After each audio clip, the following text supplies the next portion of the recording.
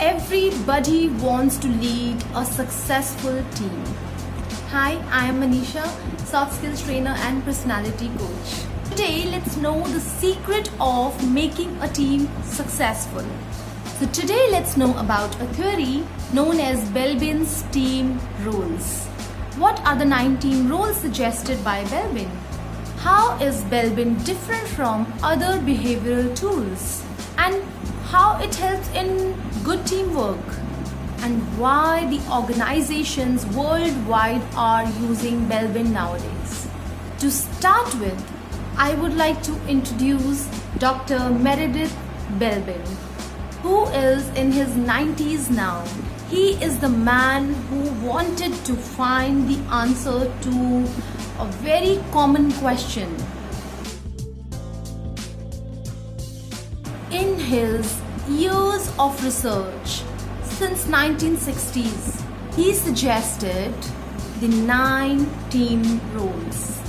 I feel as managers and leaders, we must know about these 9 team roles, and also we should be thankful to Dr. Belbin for his work and the theory and the tools that he provides, because they are going to help us getting the good results from the available team. Let's listen from Dr. Belbin how he answers to a certain questions that might come in our mind as well. Why do we need to know about Belbin, and how will it help people in the workplace? I think it's important to understand the underlying reasons for differences between people. We see these differences within a family. They occur at a very early age, and they clearly have a genetic basis because they persist. And our job, I think, is to understand how these can be identified, recognized, and used to advantage in teamwork and in the role that people will play in work situations. So, it's going to help us in even predicting that particular team is going to be successful or not. And what are the amendments that we can do to make that team work? According to Dr. Belbin, there are a few personality traits that a person already carries since birth, due to heredity factors or the environment he is in, or some other factors that are related to the past. And on the other side, there are few behavioral traits that one carries, but those depends on the present factors, which means that personality traits can still remain same in most of the conditions, but a person's behavior is little unpredictable.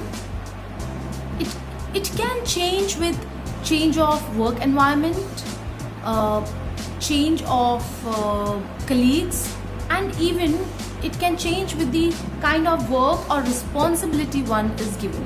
Behavior also varies with people as your relation varies with them. And considering these factors, after so many years of research, Dr. Belbin proposed 9 team roles. I want to make team roles easy to understand. So before that, it's important for us to understand why should we know about team roles. But before understanding the team roles, let's know job profile for which a person is hired, and there is a specific job that he has to perform, but there is no guarantee that the person who is hired to do that job or some job is actually good at it, and most importantly that he enjoys that job. See, if you don't enjoy dancing but you are just participating because of some pressure or responsibility, then do you think that you can win a dance show? No, because you won't give your best in dance. You are not good at it. And on the other hand, maybe you don't win, but if you love to dance, then you will enjoy the journey also. So according to Dr. Belbin, a team role is a tendency to behave, contribute, and interrelate with others in a particular way. So how you behave can be different from who you are.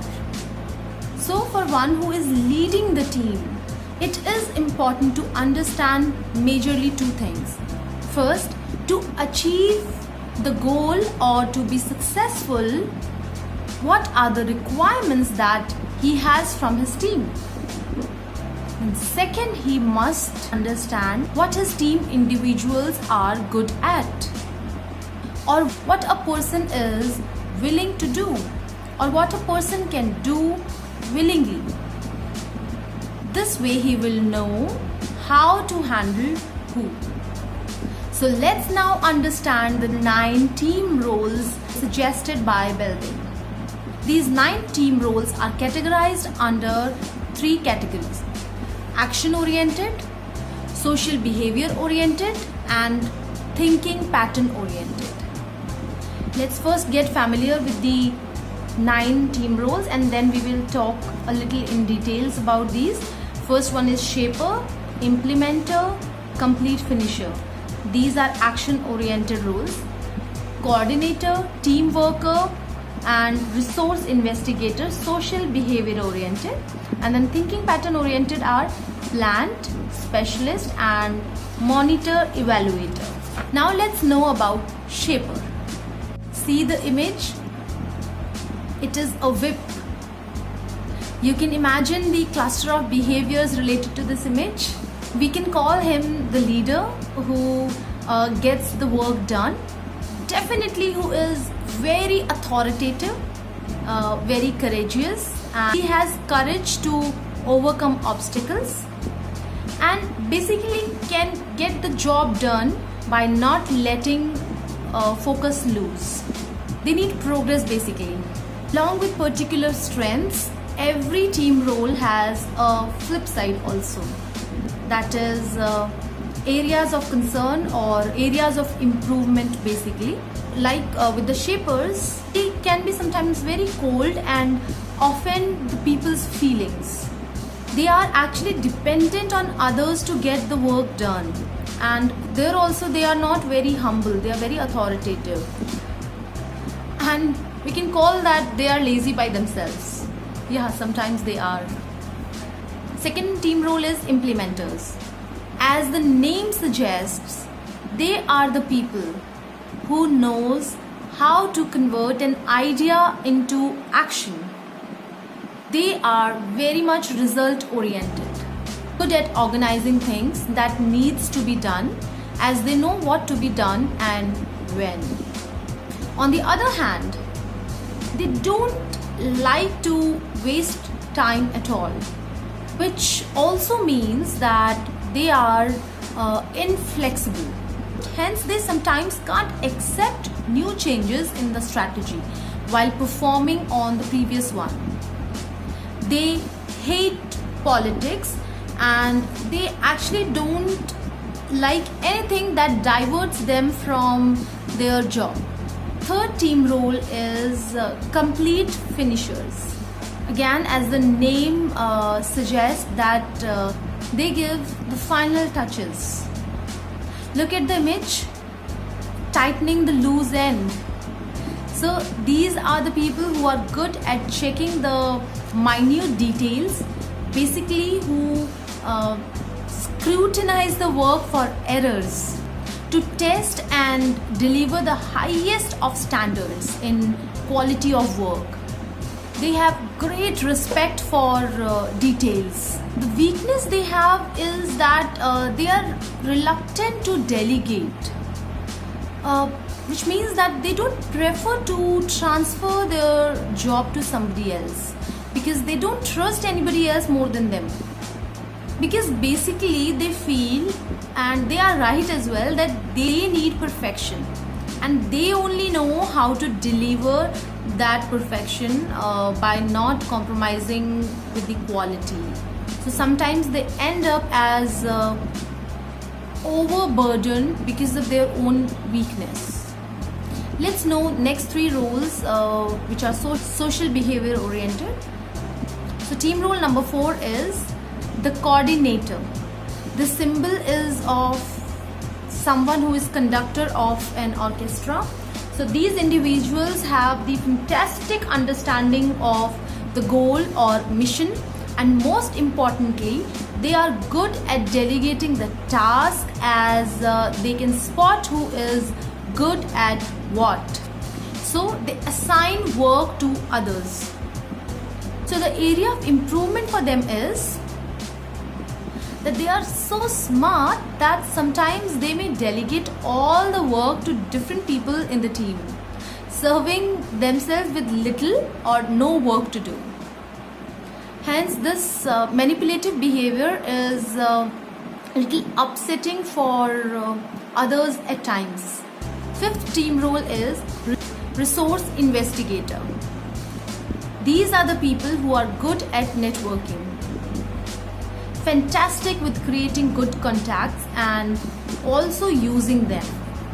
We can say extrovert in nature with confident personality and very good communication skills. Contrast side is that their interest loses once the initial enthusiasm is past. It can sometimes be over positive, which may lead to highest expectations but zero results. And of course, with an answer ready as I tried my best, used all my contacts. Though they value positivity and seeks appreciation for the efforts, so appreciate them to keep them happy. Team worker. Look at the symbol. These are the people who brings harmony, who takes responsibility for their job and can even help others to get their job done. You can trust them for doing their job as told. They are very cooperative in nature and also diplomatic where required. But they also have a weakness. That is that they are not able to make decisions. So they are more dependent on their leader for the decisions, and they also avoid confrontation. Hence might not sometimes share the honest opinion also, and wait for others to speak and leader to decide. If forced to decide, then they end up making few unpopular decisions. Team role number 7 is the plant. Look at the symbol, the light bulb. So it is for an idea. So to remember, the one who plans the idea to be followed by others, someone who thinks out of the box. He is the most creative person of the team, who is good at solving problems, who is very good at imagination and bringing the ideas to the table. They can be sometimes mentally absent. They have their own world of imagination. Team role number 8, monitor evaluator. What does I indicate? Someone who actually looks at all the possible options. They are very strategic and judges things accurately, majorly in their own favor. Hence, they lack the ability to inspire others and are found to be overly critical about almost everything. Team role number 9, the specialist. It's some specialized tool over here in the symbol. So the people who have great knowledge and they who also knows the application of the knowledge falls under this category. They can be good at the technicalities, they are aware of the consequences, and they know the applications of what they know.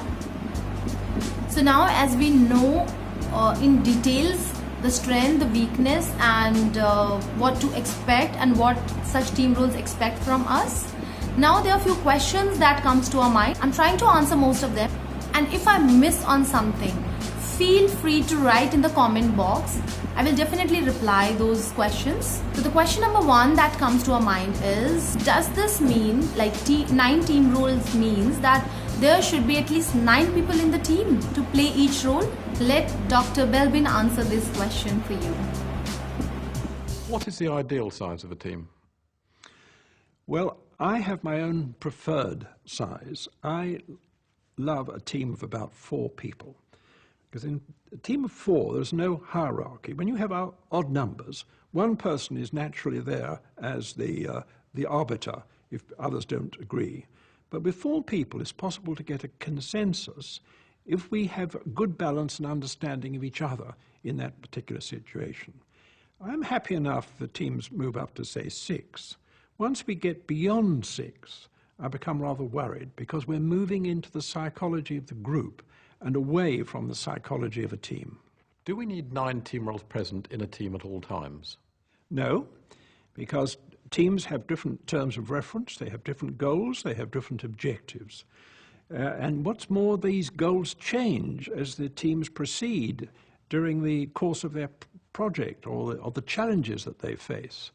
And if they're going to respond appropriately to these changes, then we need different actors to come on the scheme. We need different roles to be played.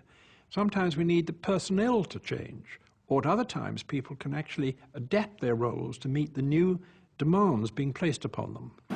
Do we play all the team roles? Surely we can all play every role.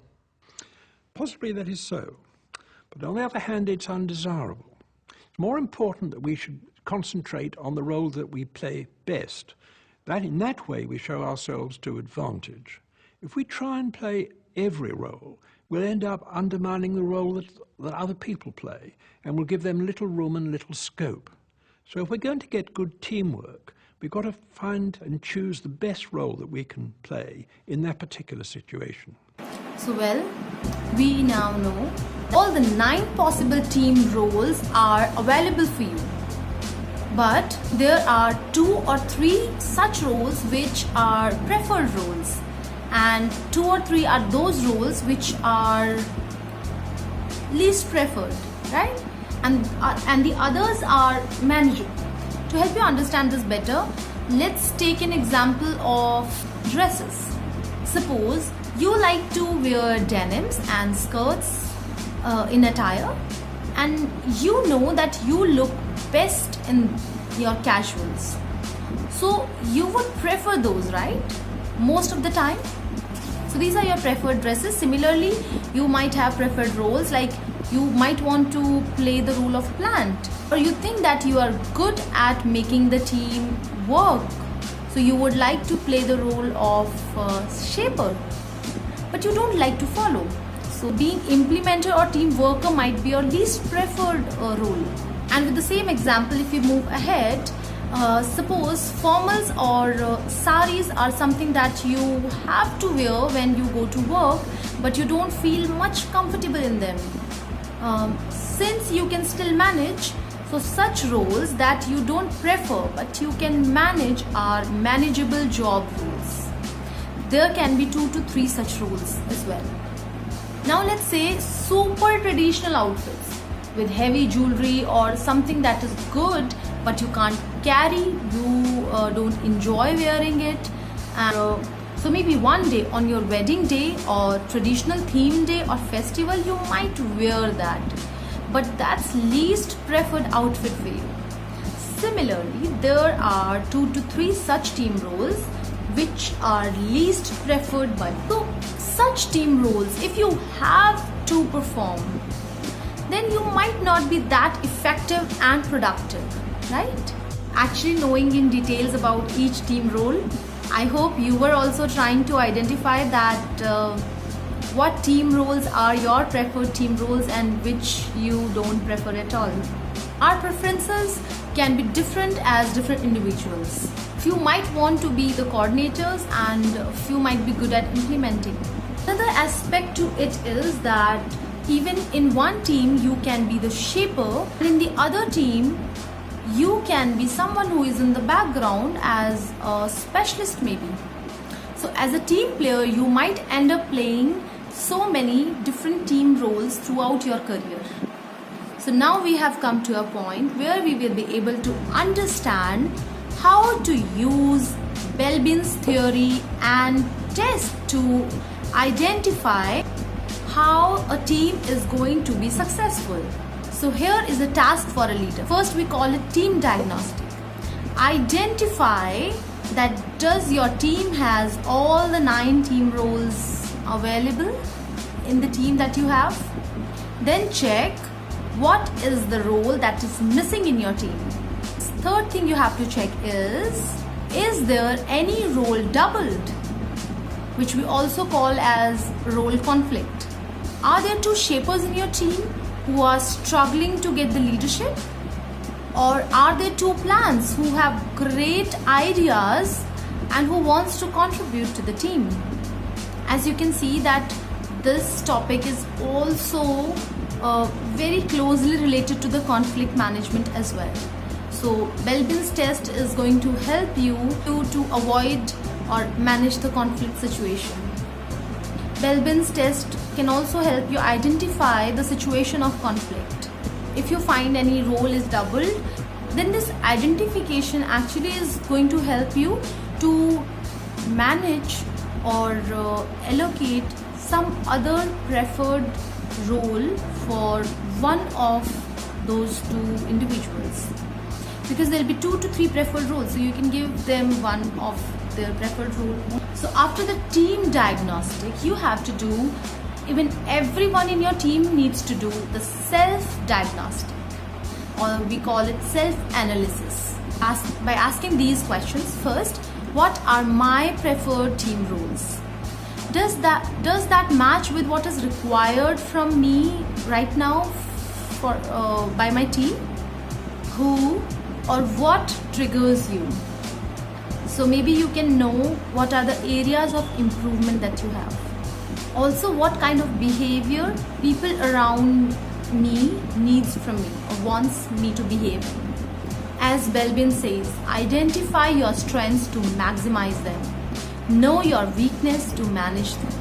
From managing here, it means reaching out to others for support.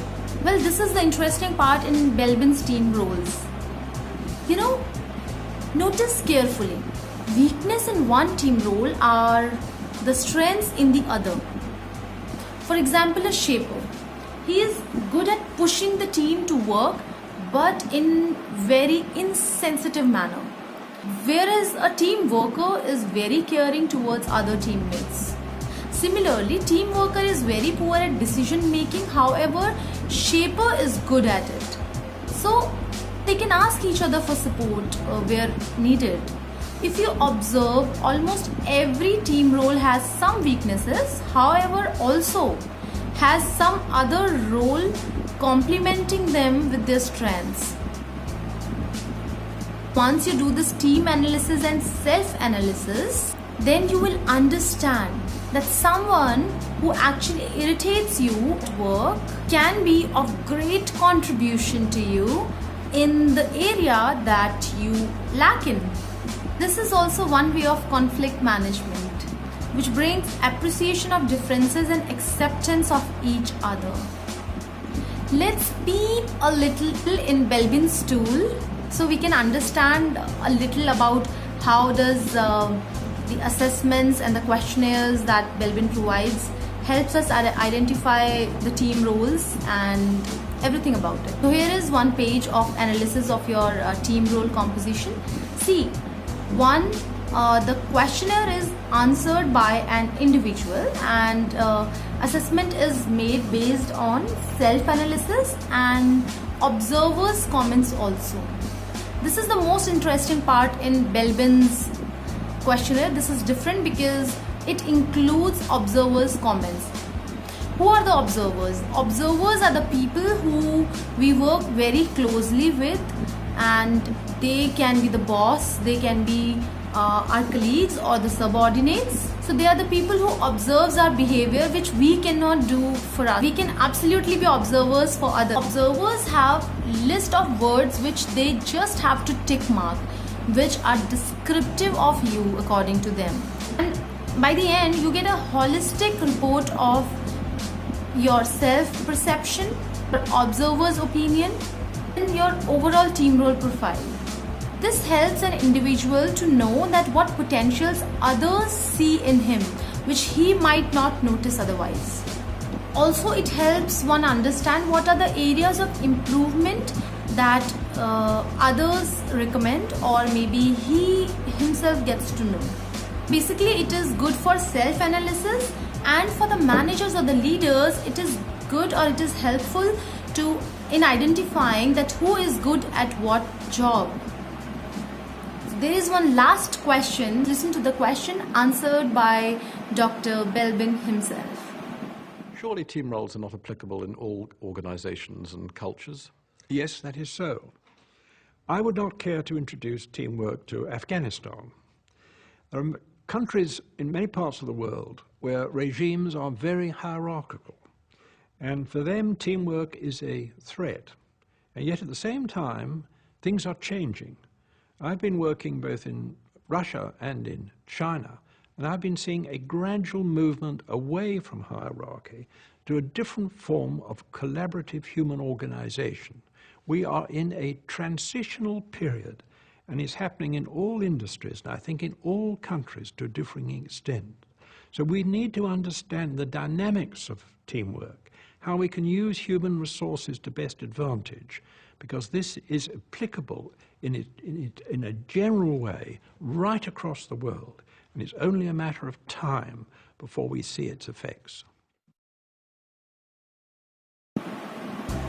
You have a successful team, as Belbin's team roles are easy to understand and simple to apply.